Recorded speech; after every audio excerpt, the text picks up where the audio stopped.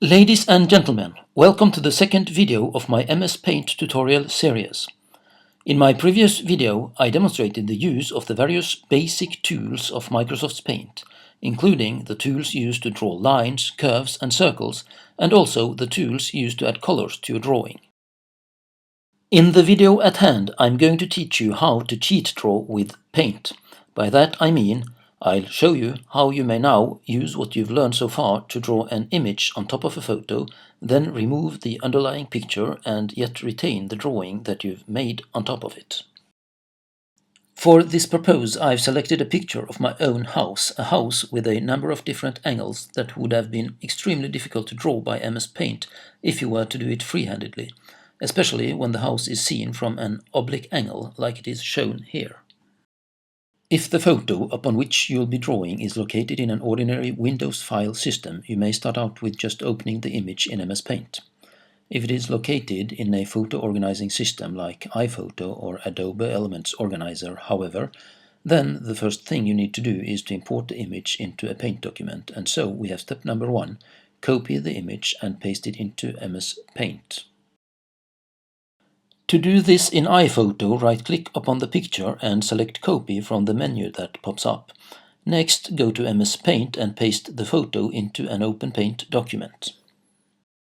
Now, as this picture appears in Paint, it is a bit too large to be convenient for drawing upon it, and also MS Paint won't always work properly if the file size is this large, though that also depends on the RAM capacity and the processor of your computer. Step number 2, therefore, resize the photo to have a convenient picture size to work with. Resizing is easy to accomplish in Paint. You just click Resize in the menu bar and then punch in the new image size as a percentage of the original size. For the current photo, I believe 25% will do, and so I punch 25. The photo is transformed into its new size the moment you click OK. Now, the next thing you need to do is to make sure that there is nothing white, not even one single white pixel in the picture. Hence, step number 3, remove everything white in the photo. To do this, go to the Select menu and choose Transparent Selection. Then, from the same menu, choose Select All before you cut out the entire photo from your Paint document. Now, at this point, I need to emphasize that white has to be chosen as color number 2 throughout this step, or else our technique is not going to work. Now use the Fill-in tool to add any non-white color to the background before you paste the photo back into the Paint document. There's now nothing white left in the picture. What still looks like white is just different shades of gray and close to white colors, whereas the true white is all gone. Remember, there may be millions of different color shades in a photographic image like this. Now, as we have pasted a photo in which white pixels have become transparent onto a green surface, the green background color may actually be seen shining through the picture wherever there was anything white prior to this step. Before we embark upon drawing, let's now save the picture, and as we continue drawing, it will be wise also to save the image every now and then in various names so that we don't lose what we've done should anything go wrong. And now we've come to step number 4, draw an image outline in white upon the photo. At this point, make sure that white is selected as color number 1, as white is the very color that you're going to use for your drawing. The outline of the house is now drawn upon the photo using the Curve tool and the Line tool, and whichever tool you find useful in the repertoire that was demonstrated in my previous MS Paint tutorial movie, the one called How to Make a Simple Drawing in MS Paint. Now I've speeded up this drawing part of the movie a bit, not just to make it appear as if I'm more skilled in drawing than I actually am, but also to prevent this video from becoming boring. Adjust the line and curve thicknesses as you find fitting to the different parts of your drawing.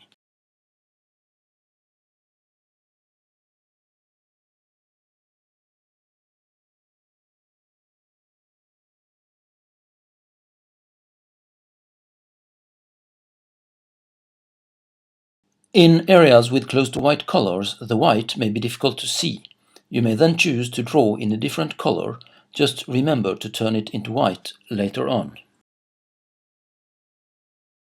At the time I captured the image onto which we are currently drawing, one window was not yet in place due to renovation of the house. This doesn't matter, just use the other windows as references to get the lacking window properly sized and aligned.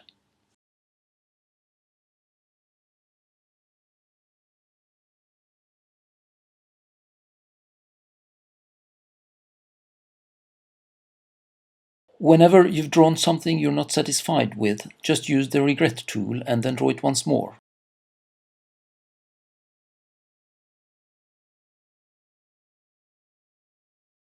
As soon as we've finished drawing the outline of the house, we've arrived at step number 5, change the image properties to black and white.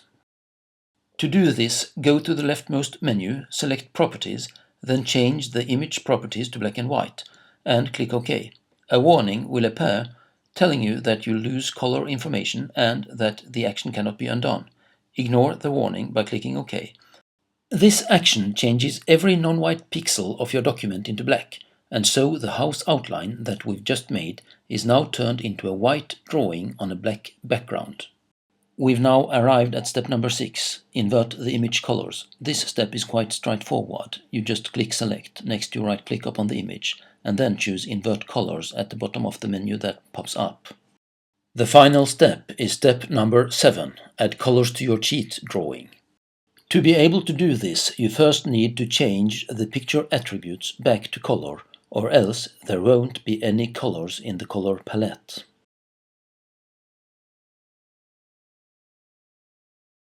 An obvious alternative with some drawings is to skip step 6, the color inversion step, and, as demonstrated, just embark directly onto the color adding step. In the video at hand, I have used this technique for house drawing. In an upcoming video, entitled Making Illustrations for Your PowerPoint Presentation, I demonstrate how the same technique may also be used to draw a trumpet.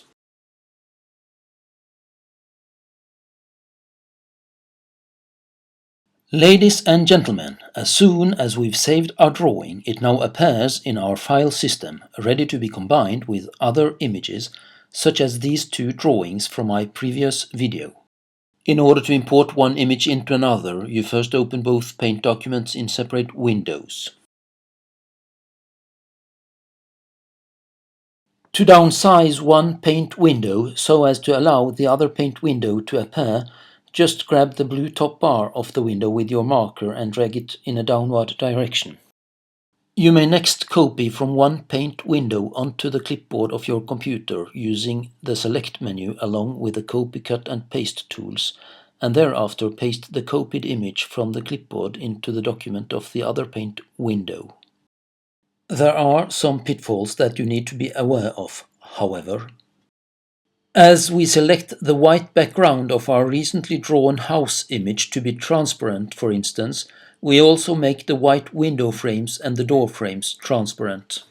To avoid this problem, give the background of the image a different color before you copy the drawing. Then select the very same color as color number 2 in our maritime landscape image before you paste the house image into it. What has now become transparent is the lavender colored background, and so the white window frames retain their white color. In Microsoft's Paint, the color chosen as color number 2 is always the one that becomes transparent when you pick Transparent Selection from the Select menu.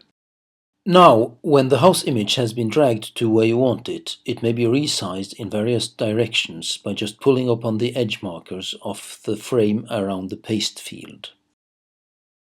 In similar manner, our house drawing may also be combined with the flag and flagpole image from my last video.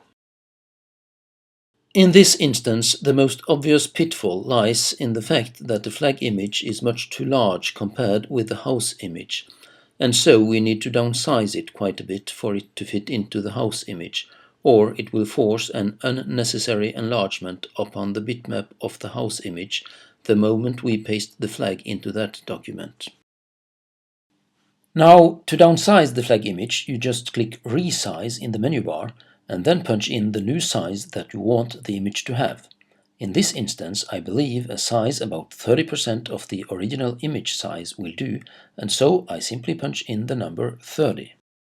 Next, click Select All in the Select menu and then copy the image before you move to the other paint window that you've opened. To make some space for the flagpole and the flag, enlarge this paint document a bit by pulling upon its edge markers. Next, as space is always added to the right and to the bottom of a paint document, click Select, mark out the house and then move it a bit down and to the right to give space for the flagpole in front of the house and also to allow some space for the sky above the roof of the house. Finally, click Paste and the flag image from the clipboard of your computer will pop up in the upper left corner of the document. It's amazing, this program. If you click Rotate in the menu bar and then choose Flip Horizontal in the up-popping menu, you may even change the wind direction. Now drag the flagpole with the Danish flag into position in front of the house and save the image. And so we've now made a combined image, a flag that has been drawn freehandedly in front of a house that has been drawn with the photo as a template. Ladies and gentlemen, here comes links to the rest of my paint tutorials, along with a link that will take you back to my YouTube channel. Enjoy my movies, and thank you for your attention.